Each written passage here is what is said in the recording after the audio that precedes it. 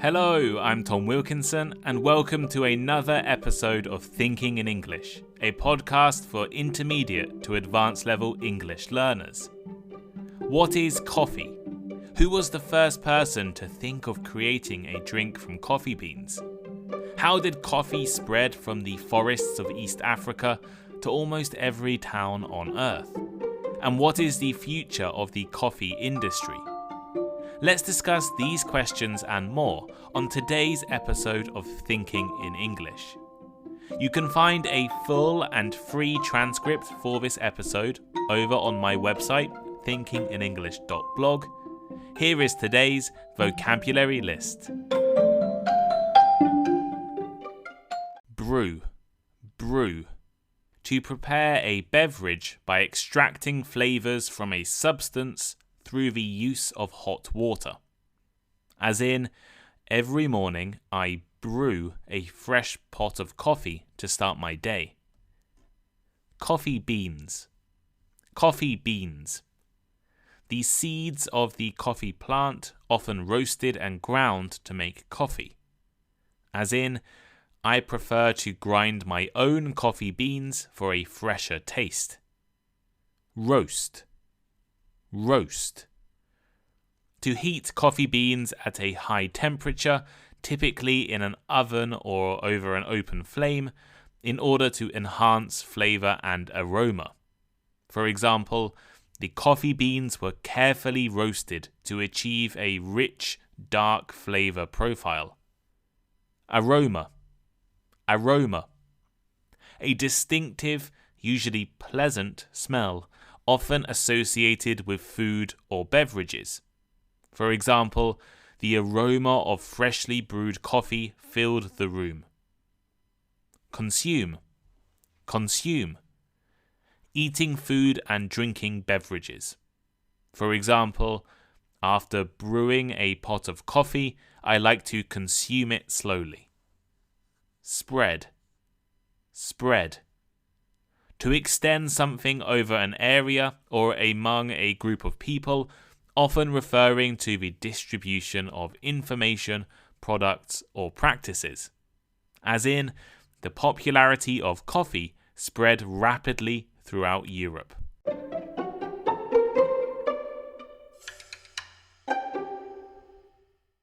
Let's start with a basic question. What is coffee? In English, we use the word coffee to refer to a few different things. First, coffee refers to the seeds or beans of the coffea plant. These beans are harvested, processed, and then roasted. Coffee, in the form of raw or unroasted or green beans, is a major economic commodity. It is one of the most traded, exported, and imported commodities in the world, and is bought, sold, and traded in major financial centres. Farming coffee is also a major industry in places including South America and parts of Africa and Asia. And there is an entire economy surrounding coffee, including distributions, sales, equipment, cafes, and more. Second, coffee is one of the most popular beverages or drinks in the world. Coffee is a brewed beverage prepared from roasted coffee beans. It is typically served hot, although it can be enjoyed cold or iced, and may be consumed black or with additions such as milk, cream, sugar, or flavourings. There is no one single description of how coffee tastes. Depending on factors like the variety of bean, growing conditions, roasting method, and how the beverage is made, the flavour of coffee can change dramatically. One of my favourite cafes in Tokyo offers something on their menu called the 3 Peaks. They take the same coffee beans, but prepare them in 3 different ways. I think as an espresso shot, a pour over coffee, and a macchiato, so a coffee with milk. Despite being made from the same beans and the same water, each cup tastes completely different. It really blew my mind the first time I tried it. 3 terms often used to measure or describe the taste of coffee are acidity, body, and flavours or flavour notes. Coffee can vary from vibrant and fruity to mellow and balanced. It can range from light and delicate to full-bodied and creamy. Coffee can exhibit a wide array of flavour notes, including fruity, floral, nutty, chocolatey, spicy, earthy, or herbal nuances. There are over 100 distinct types of coffee beans. However, the vast majority of coffee drunk around the world is made from just 2 varieties, Arabica and Robusta. Arabica beans are the most common type of coffee in most places. Arabica is known for smooth and nuanced flavours, low acidity, and aroma. Arabica is usually grown in places high above sea level where there is a lot of rain, such as Brazil, which exports the most Arabica beans. The other popular variety is Robusta. Robusta beans are more robust, hence the name. They are known for a strong taste, sometimes harsh flavour, and a very high level of caffeine. Sometimes Robusta coffees can be bitter and earthy, or even taste a little burnt. Therefore, it's not as popular as Arabica coffee, and is usually found in cultures that love strong coffee, or used in cheaper instant coffees. Both Arabica and Robusta beans undergo a series of processing steps after harvesting, including drying and roasting, which significantly influences the final flavour and aroma of the brewed coffee. I don't want to talk too much on how to prepare coffee, but there are 3 main steps. First is roasting. This is where the raw coffee is roasted to reduce the moisture in the beans and enhance the flavours. Roasting levels vary from light to dark, with each level completely changing the character of the coffee. Next is brewing. This is how the flavours are extracted from the beans using water. Common brewing methods include drip brewing or pour over, where water is poured on top of coffee, espresso extraction, where hot water is forced through coffee at pressure, French press, where coffee is, surrounded by water for a few minutes, or more modern techniques like the AeroPress. Once brewed, the coffee has to be served. Coffee is often enjoyed black, or with additions such as milk and sugar. It can be served hot, cold, or even blended into specialty beverages, like lattes and cappuccinos and frappes. So now we know a little about coffee, I think we should discuss the history of this world-famous beverage. The coffea plant is native to the forests of Ethiopia in East Africa.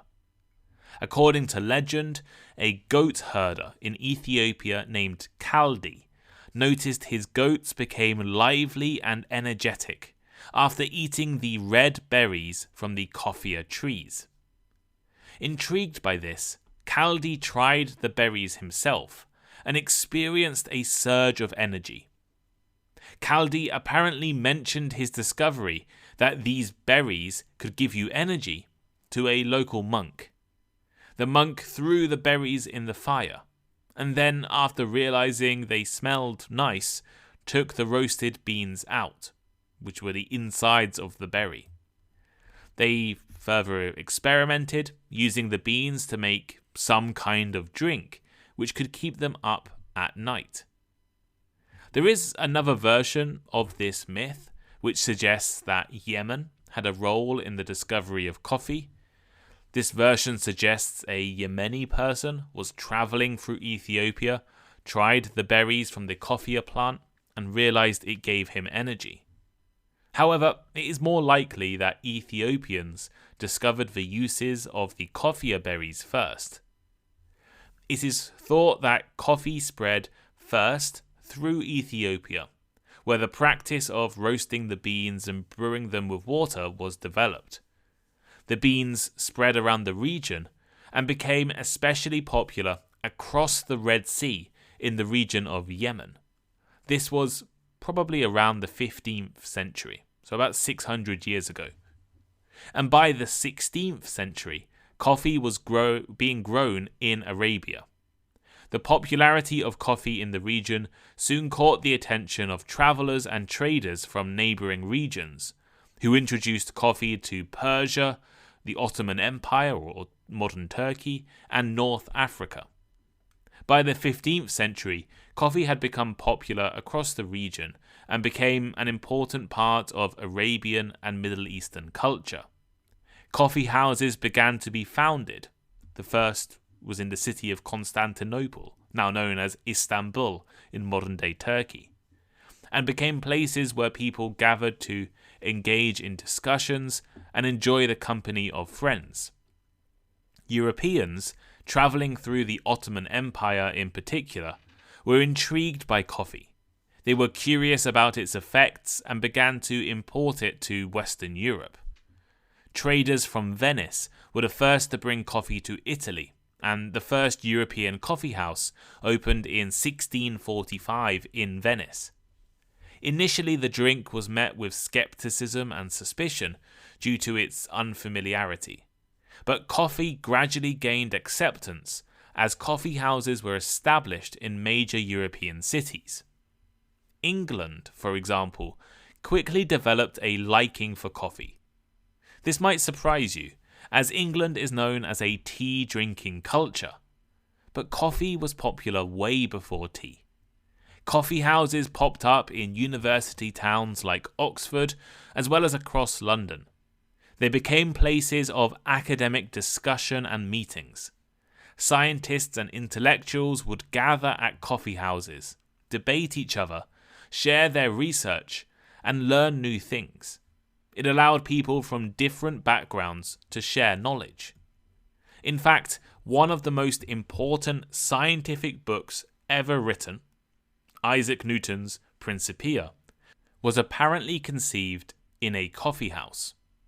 The story goes that in a London coffee house, 3 respected intellectuals, including Edmund Halley, the astronomer who gave his name to Halley's Comet, and Christopher Wren, the architect who designed many of London's most famous buildings, were discussing planets. They were talking about the shape of a planet's orbit or journey around the sun under specific conditions, and they were unconvinced by certain theories and pieces of research. After discussions in the coffee house, Edmund Halley decided to travel to Cambridge University to talk with a young mathematician called Isaac Newton. After hearing the problem, Newton immediately answered the question and revealed he had proved this complex problem in his spare time already, but never bothered to tell anyone. Newton wrote a short paper about this problem, which eventually led him to writing the Mathematical Principles of Natural Philosophy, or the Principia, which includes Newton's laws of motion and theory of gravity. Coffee also spread across the rest of Europe, to France, Austria, Spain, and the German states. As Europeans began to love coffee and want to drink it more often, they needed regular supplies. Coffee can't be grown in Europe, as it needs a tropical climate, so the Europeans took coffee to their colonies to grow. The climate and soil conditions in parts of South America, such as Brazil, Colombia, and Central America, meant these areas became massive coffee producers. The Dutch also took coffee to their colonies in Asia, including Indonesia, which is today also a large coffee producer. Today, coffee is more than just a beverage. It is a cultural phenomenon with a global reach. from specialty coffee shops and mass market chains like Starbucks to the offices and living rooms around the world. Coffee can be found in nearly every aspect of modern society. Coffee production is a billion-dollar industry, with millions of farmers around the world growing coffee on small family farms or large plantations. Coffee is a major driver of economic development in many coffee-producing countries, providing livelihoods and careers for millions of people. And coffee consumption is on the rise globally. Consumers are enjoying drinking coffee in more ways. People are living in urban centres like cities, which are full of coffee shops, and coffee culture is growing. It is enjoyed as a morning ritual, a midday pick-me-up, or a social activity, and it's just part of many people's daily lives. I usually start my day by grinding some coffee beans I buy from a local coffee shop, and then use a pour-over coffee kit to make myself some delicious coffee. And I write a lot of Thinking in English episodes in coffee shops. The past few decades have also witnessed the development of the specialty coffee movement. This is a coffee movement which prioritizes quality and sustainability in coffee. Specialty coffee roasters and cafes focus on sourcing high-quality beans, promoting direct trade relationships with farmers, and creating beverages with unique flavours. I never liked coffee when I was young. I grew up only knowing about instant coffee in the UK, which always tasted burnt and bitter. It was only during the pandemic years, when I started watching a creator on YouTube called James Hoffman, that I learned how delicious and complex coffee can be. And coffee culture is still developing. New ways to brew coffee are constantly being developed, and new equipment invented to allow individuals to make delicious drinks at home. The flavours of coffee are also being used in foods and sweets, and attracting whole new audiences to coffee. So, what is the future of coffee? The honest answer is that coffee drinking as we know it today is at risk. There are two big challenges facing the coffee industry: climate change and sustainability. Climate change and global warming is threatening to disrupt coffee growing regions, with rising temperatures, strange rainfall patterns, and increasing risks of diseases and insects. Coffee can't be grown everywhere. It needs specific climates. As the climate changes, the places growing coffee today may struggle to continue in the future. And if the coffee industry is to continue growing, it needs to deal with sustainability issues. Problems like deforestation, cutting down trees, lack of water, poor quality soils, and badly treated workers means that the industry may be at risk in the future. However, there are some promising innovations. Advances in genetic research could help develop coffee varieties that are more resilient to climate change diseases and are capable of producing high-quality beans under all environmental conditions. Sustainable farming practices are also being developed. These include organic farming and regenerative agriculture, which aim to make sure the ecosystem is healthy and can continue to grow coffee long term. There will also be developments in how coffee is drunk or enjoyed in the future. In recent years, alternative brewing methods have become more common. Traditional ways to make coffee include using espresso machines, mocha pots, or pour-over or drip coffee systems. But today, things like cold brew, nitro coffee, or coffee pods have also become wildly popular, and it's up to us to guess what's going to be invented in the future. I think that the future will also see new ways to flavour coffee and create beverages including coffee. Now, I like black coffee, made using high-quality beans through a pour-over, which is very popular here in Japan. But I didn't always. I first started drinking coffee at university when I had to study late at night. My university library had a Starbucks inside, so I would order a vanilla or caramel latte and add sugar. It was incredibly sweet, but it masked the coffee flavour. Over time, I began to like the coffee flavour. I no longer needed the sweet flavourings, and eventually I no longer needed milk either. Instead, I want high-quality beans to provide flavours. And I think millions more people will have similar journeys to me, and will begin with the sweet and creative coffees being served by chains like Starbucks. But over time, they may develop into people like me who enjoy high-quality beans sourced from sustainable farms, made using traditional methods. But who knows what the future holds?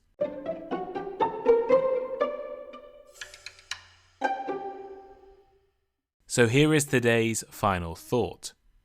Coffee is more than just a beverage. It's a global phenomenon with deep connections to different cultures, economies, and our personal lives. From its origins in Ethiopia's forests to its widespread popularity today, coffee has developed into a multi-billion-dollar industry, driving economic development worldwide. However, the future of coffee faces significant challenges, particularly from climate change and sustainability issues. Hopefully, promising innovations in fields like genetics could help save coffee.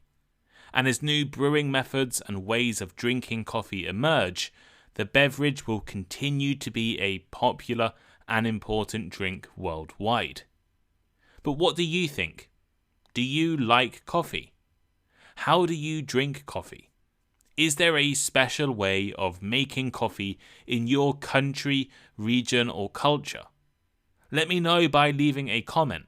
You can comment on Spotify, comment on the Thinking in English transcript over on my blog. There's a link in the description. Or you can reach out to me on Discord or Patreon if you subscribe over there. If you haven't already followed Thinking in English on Spotify or Apple Podcasts, please do that. You can also go over to YouTube and listen and subscribe on YouTube. And please leave a rating on Spotify and Apple. I would love to have as many 5-star ratings as possible. Thank you all so much, and I'll speak to you next time. Goodbye.